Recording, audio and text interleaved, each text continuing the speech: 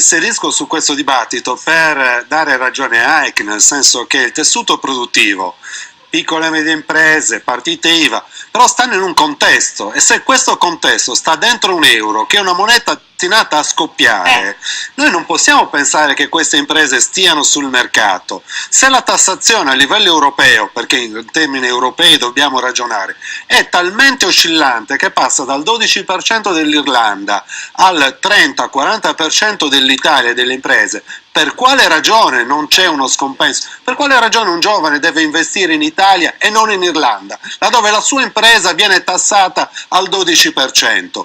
Se il denaro, come dicevo prima, la stessa Banca Europea la dà alla 0,25%, quell'impresa, quel giovane che va a far partire un'impresa, lo deve pagare in Italia, quando glielo danno? All'8 o al 10%. Perché si deve insediare a Olbia piuttosto che in Abruzzo, piuttosto che a Roma, o non in Irlanda o in Sassonia? Ecco, quando dico che dobbiamo guardare il discorso di sistema, è inutile che noi pensiamo di essere chiusi dentro il Parlamento, dentro Montecitorio, quando alla fine facciamo la legislazione di Rocca Cannuccia, cioè una legislazione che vale fino a un certo punto, lo dico col massimo rispetto. Per Rocca Cannuccia, per Rocca Cannuccia, mi consente di dire che non volevo avere un atteggiamento polemico nei confronti del presidente Damiani, anzi al contrario, superando quell'avvertenza e quel vaglio, ben venga quel modello che possa essere applicato a tante controversie, a tante avvertenze che sono presenti in giro per l'Italia.